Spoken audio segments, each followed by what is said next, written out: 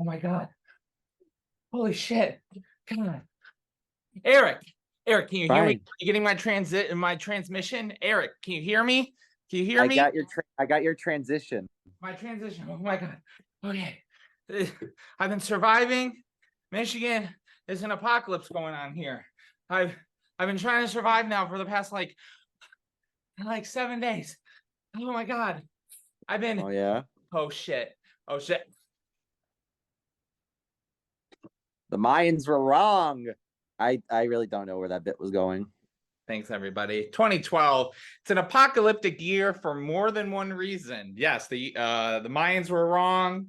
We were all going into this year hoping that after this year was done, we can move Roland Emmerich's movie into the comedy section. But What was the last film he did? What's that? What was the last movie he did? Was that one where they go to space? Yeah, Moonfall. That looks stupid. That's another apocalyptic story as well. It's all about the apocalypse today. The end of the world, dark times, ravagers, all this stuff. We're halfway through the year though, and I thought we're gonna flip things. Not for any particular reason, we're gonna find out down the road. But Foreshadowing indeed. Erik is gonna start us now with the even years. I'm going to start us with the odd years. So now he is going to go back to back now with starting the videos. I know, right? Crazy. 12. Good year. We're getting through high school and we're still. It was the year that we could legally buy rated M games. That is true. We're starting to see that this is the year that not me saying this year was bad. This, I think, was kind of the last stacked year before, oh, Jesus Christ. This was the last stacked year before I think next year it kind of got a little light. And then, we're going to get into we're going to get into some dark years. But this year's still pretty solid. We got a lot of great games. I have to do the list. I got to go through them. I got them all locked in. So Erik, what is your runner-up for 2012? My runner-up is a reboot of a series that I never played before, and this game came out, and I was like, "Ooh, this looks like fun!" It's a fun little strategy game called XCOM. Yeah, I just love a good strategy game where you have to, send your troops out and fight aliens, and well, if your troop member dies, they don't respond. You have to get a new one. So all that grinding and work you did sucks to suck, but that's the fun of it, It's just, you have fun, you go try to fight the aliens. And then turns out in XCOM 2 you lost, so it doesn't matter. Spoiler. For a game that's now over. Well, they don't spoil at the end of the first game. They literally say in the second game that you lost. So technically, it's a spoiler for the second game. But that still came out 6 years ago? That's true. No, my game of the year though. Game of the year. Fun fact, speaking about the whole being able to purchase games this year. This was the first ever M-rated game that I bought. I bought. My mom didn't buy it for me. My mom didn't have to be at the store to buy it for me. I was the one who did it. I showed my ID to the GameStop employee. And also, that is a good fact. I think I have a better fact for you. It's also being adapted into probably what's going to be the greatest video game movie of all time. Best picture, director, actor, actress, support. It's going to get all the wins next year. Well, actually early 2025, because that's how the Oscars work. So Borderlands 2. Yeah. Brian to steal my thunder, apparently. I'm not a god, okay? I can't steal thunder. It's impossible. Borderlands 2. Remember when I was talking about Left 4 Dead 2 and talking about how, multiplayer games were fun? This is the other multiplayer game that I splurged on so fucking much. This is my favorite co-op game of all time. Because Left 4 Dead's not really a co-op game. This is a co-op game. Yeah. Where you're actually leveling up, grinding together, and things like that, experiencing the story together and having jokes and having fun. All right. So Borderlands 1 came out a couple years prior, and it was a good game. It definitely was that game of this is the stepping stone. That's what I like to call it. There's a lot of games that their first game is really the stepping stone game where you're like, this is good, but it can get improved upon and more features down the line, or this can be tweaked on and things like that. Borderlands 2 is like the perfect example of a game like that, where it took what was good about the first game and then ranked it up. It said, let's go. We actually have a plot here. Let's be real. The story in the first game, you're a vault hunter trying to get to a vault. Okay. This game, you're taking down corporations that are trying to Handsome Jack, baby, one of the best written villains of all time. He just calls you up and just talks shit to you the entire game. It's so fucking great. You literally will just be doing nothing, and then all of a sudden he'll be like, "Wow, you Vault Hunter. Why don't you go fucking die already?" He's the biggest troll on the planet, and we love him for it. But even though he wears a face over his face, apparently that's explained in the pre-sequel. I've never played pre-sequel. The character classes are really good. Of course, there's your basic soldier class, which you're like, okay, that's cool. You have your siren class, which I love my sirens, Lilith, and I can't remember what the name of the second game is, what her name is, but I think the sirens have really cool abilities. You, of course, have your Gunzerker class. I think that's what it's technically called, but it's basically your gun class. It's the only one where you can dual wield weapons as a specialty move, which I think is so fucking cool. Because you can just have a shotgun in one hand and a machine gun in the other, and it doesn't make any fucking sense, but here we are. And then finally, a lot of people's favorite, because he was just fucking cool, the assassin class, or Zero, because he said what he liked with his face, because it was emojis. And he had a cool sword and things like that. Yeah, these Vault Hunters had personalities, even though they didn't really speak. And also, the Vault Hunters from the first game got personalities as well. Every single one of them: Brick, Mordecai, Lilith, Roland, the black guy. Why don't I just say it like that? Yeah, Roland. They all of them have specific roles in this game. Characters from the first game repop back up. Mad Moxie, sure, she was DLC in the last game, but hey, here she is. Scooter, catch a ride. We love going up to those and trying to customize our vehicles, even though it really doesn't do anything. The gun collecting, smooth as ever, I would say. Very easy to tell, like, what you could get rid of and what is better, what to store in your own personal gun collection, things like that. Claptrap wasn't as annoying. A lot of people didn't like Claptrap as much the first game. I didn't have a problem with him. This game, I can understand where people were like starting to struggle with him a little bit, but he wasn't also too bad in this game. Is, in my opinion, I thought he actually had some really good humor in there. I thought that the world building was definitely good. I like exploring more of Pandora. It doesn't have as good as an opening as Cage the Elephant's Ain't No Rest for the Wicked. Okay. I know the first game had that one, which was really good. This one's on a train. I can't remember what song it is, but it was on a train. And I haven't played the third one, so I don't know how that one goes, but no, but the main experience I get from Borderlands 2 is going back and playing with friends. This was very much hey, let's hop on, let's play some Borderlands, let's get some quests done out of the way. We got some dailies we can do. And it's very, and I kind of want to bring this up since I'm thinking about it like this.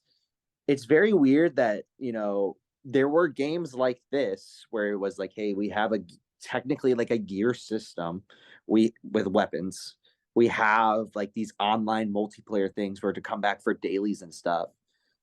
And I feel like now a lot of games are trying to push for that shit, and it just doesn't work as well. Say, when you were bringing up the first Borderlands, I was thinking just in general, like obviously that game was 4-player co-op. It wasn't like, at the time technology wasn't really there where it could be like a Destiny or Division, but that was kind of one of the grand introductions of the looter shooter genre, where that was the plot of the game. It wasn't, it's about the world building, but that's the plot. And like you said, coming back every day, and we've seen, Destiny, The Division, the Avengers. We're seeing that with the Suicide Squad game, which is all over the place. So I think Borderlands, in a way, Redfall. Yeah. Oh yeah, that game. We played that. Well, it was gonna be that, and then they kind of said no, we're not gonna do that, and then the game clearly feels like it's in the middle.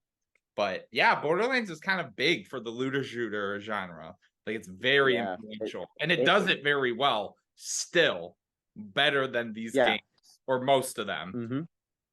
And I mean, again, I haven't played 3. I know I'm a bad Borderlands fan, but I've heard mixed things about 3. I also haven't played the pre-sequel, which was developed not fully under the same team at Gearbox that did Borderlands 2, and I heard that's probably the weakest Borderlands game. But they still have that same concept where it's not over the top with its gear mechanics where you're going to get lost with it, which is what you can ask for. It's just like, all it is it just tells you, hey, this gun's a little bit better. Here's its stats. Here's its elemental things, what type of burst rounds it does, and things like that.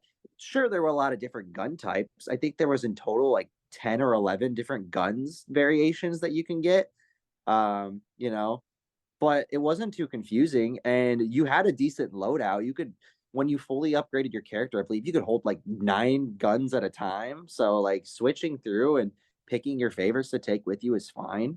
I mean, the best thing about the game, of course, was when you defeated those high level end bosses and they just exploded with guns, and you're like, oh my god, this is so cool.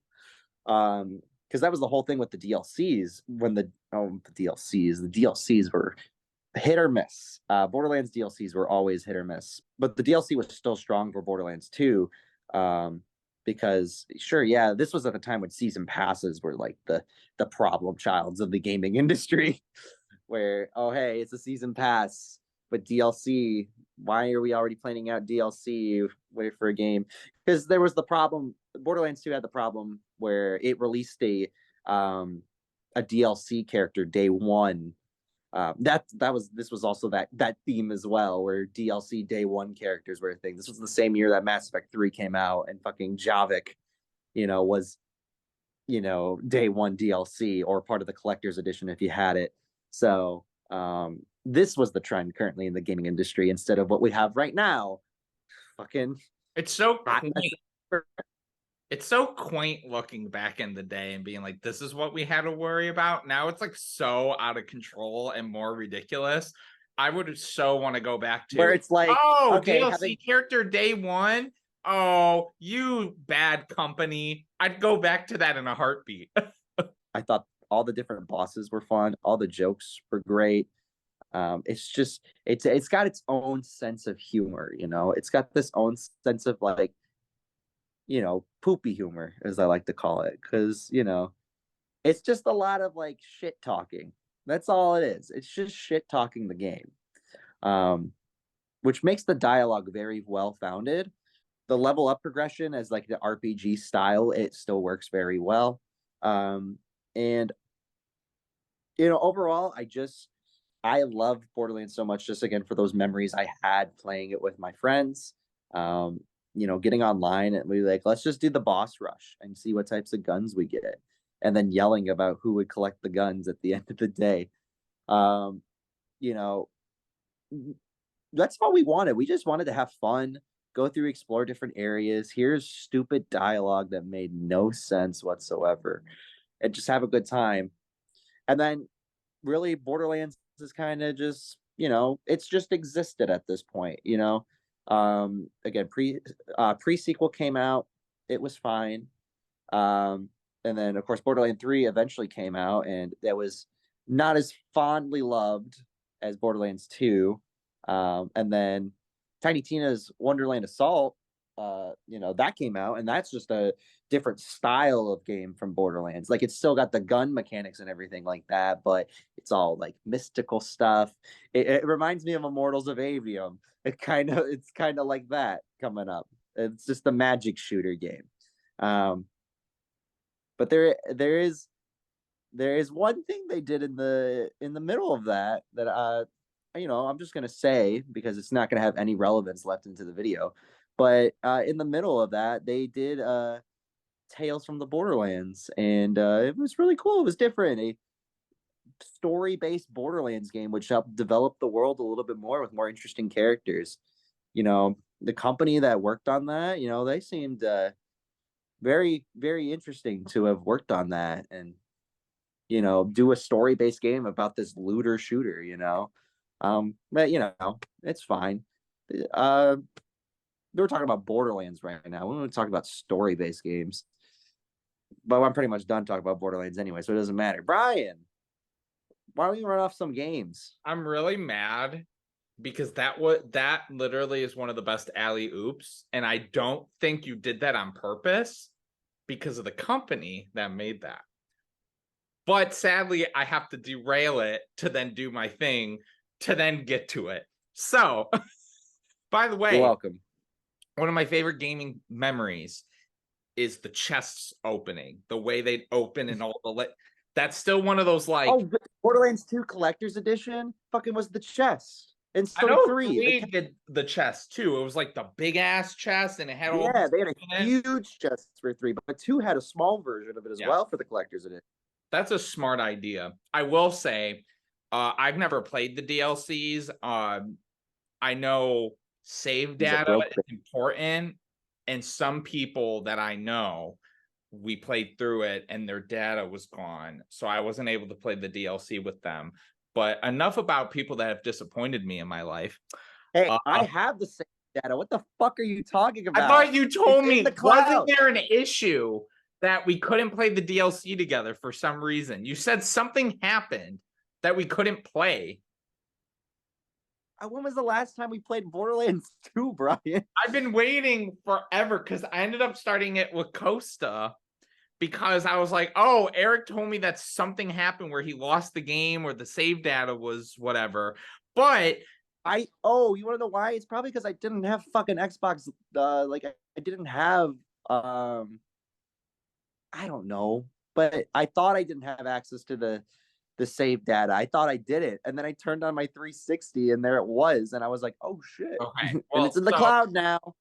Guess what? So now we just opened and I told them this before. We just opened the can of worms for Erik and I to finish Borderlands 2 for me one day. But anywho, my runner-up game is a single-player game that I think after it came out, it was looked at very acclaimed. Like, it was definitely very underrated. Obviously, as a gameplay mechanical game, it's not the most ingenious thing, but from a story perspective, it's hard and it's raw and dark.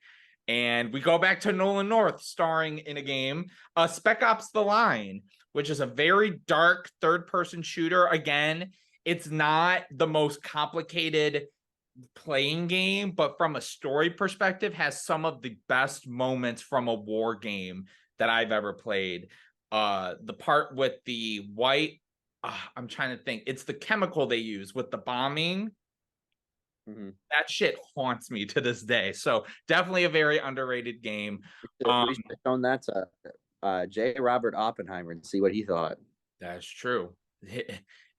You're gonna have to pay for the consequences of your invention.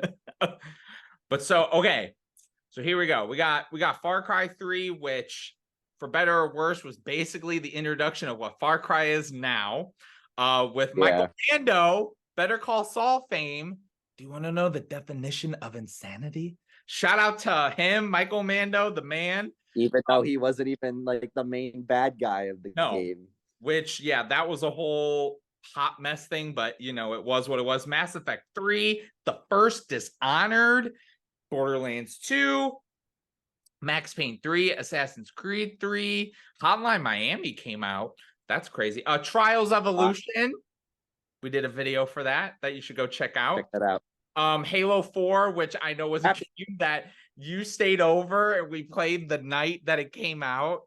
And we did a whole review way back in the day, which is now gone. It's wiped from the internet. let's see, Sleeping Dogs, when I'm trying to think of what that game used to be called before they changed it to Sleeping Dogs, but I had a whole nother name and then it was rebranded as Sleeping Dogs and people were like, oh, this is not going to be good, but it ended up being a good game. Hitman Absolution, Persona 4 Golden. Let's see. I'm trying to see if there's anything that's like, I was going to say Prototype 2, but people did not like that as much as the first one. Transformers Fall. Like Prototype. What's that? Because people didn't like Prototype as much either to begin with. I guess that's true. Prototype was like quaint, I guess. Oh, the first Forza Horizon, Dear Esser, Transformers Fall of Cybertron, the Diablo 3, Journey. I don't know if I said Journey yet. Probably the most well-known game of the year that year. But unfortunately, again, Erik had one of the most fantastic alley-oops that I couldn't take because I had to do my whole spiel because he talked about a company that up until this game came out, which here, I got it. Let's get the lighting set now. A studio that was not, it was known for stuff, but this game is really what blew up for them, put them on the map. For better or worse, this gave them the opportunity to do like 17 fucking game series over the next decade. They went under, they came back. And they're still doing nothing. And they're still doing nothing because I know they're still working on the like a bunch of stuff. But this game, again, I do the Phil Spencer thing. This character's not in it, but it's The Walking Dead. Telltale. And this was a game that I feel like, obviously at the time, Walking Dead was huge. It was the thing. I was a watcher of it. I ended up not watching after the end of this season where they beat Negan because I was very much like, that season felt like this is my time to be done because it is what it is. And this game, which unfortunately I still need to catch up and play other seasons because I only played up to 400 days. And I played the opening of season 2, episode 1. And that's all I played. But this, yes, they are all on Game Pass. So I'll have to get to that at some point. But damn, dude, let me tell you, we've talked a lot on this channel about different kinds of video games, and Telltale is known for having a certain kind of game. It's those old school point and click. Again, Back to the Future and Jurassic Park were out before this, and they were known. They've also done the poker games, baby. Poker night. Oh, Jesus. Listen, poker night. It was cool to look at on Steam. You had a fucking table with Ash Williams, Claptrap, fucking Strong Bad, the people from Venture Brothers. GLaDOS. GLaDOS was there. GLaDOS was like the fucking dealer. It was weird. It was weird, but it was cool. That is funny. But so this game came out and I was really interested because I loved The Walking Dead at the time. And I feel like you kind of pushed me to play this. I feel like you were the one that was, because I think you played it before I did, I feel like. And you were like, hey, Brian, this is the shit. You need to play it. And obviously back in the day, I was like, oh, this is like an episodic thing. Like I have to get this all figured out, whatever. But God almighty. Again, from a gameplay perspective, it's a point and click. There is some cool gameplay mechanics where it's not like it's button mashing or you actually can play it. But from a story perspective, dog, like I do not remember being this emotionally destroyed from a game before. Like I think this was the first time where I was like, oh my God, why am I in the club crying right now? Well, that was me. Because the characters and the way that you build those relationships and all the stuff that you do, obviously it's headlined by the OGs, Lee and Clementine, the relationship that they build, the art style. That's something really good about Borderlands 2. The art style is great. But again, in this perspective, it's it looks poppy, but it looks like the graphic novels and the comics. And I say this character, we get well, it's not Steven Yeun, but we get a Glenn cameo where he goes off to Atlanta, and then that's the start of his story. So that was kind of a cool connection at the time. Again, the cast of characters is so great.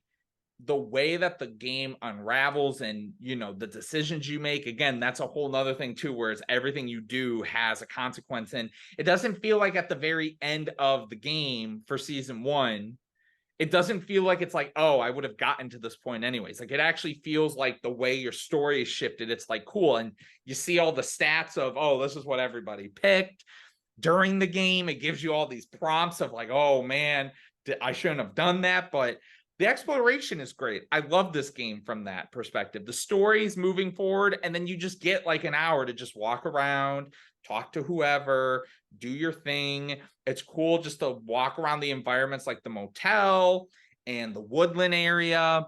Again, it's one of those games where it's simply the story. It's not the gameplay, because it's not a gameplay game.